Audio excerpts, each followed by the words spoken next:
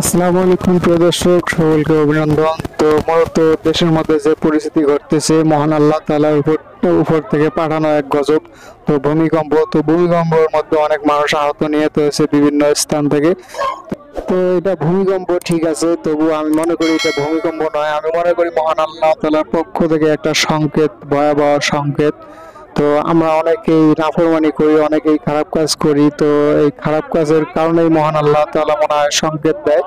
তো সবাই বোঝার চেষ্টা করবেন সবাই।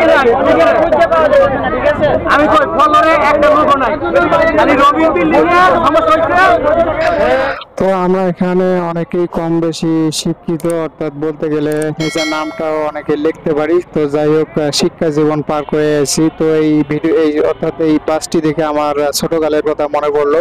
তো শিক্ষা জীবন পার করাটা কত কঠিন।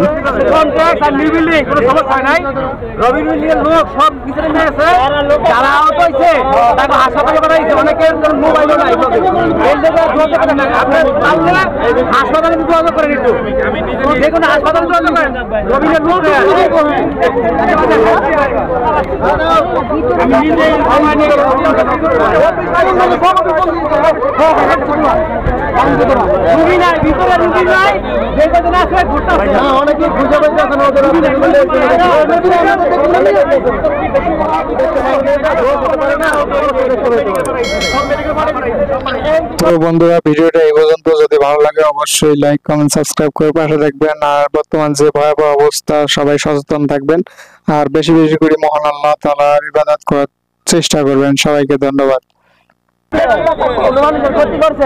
তাহলে আমরা ভাই বোনেরা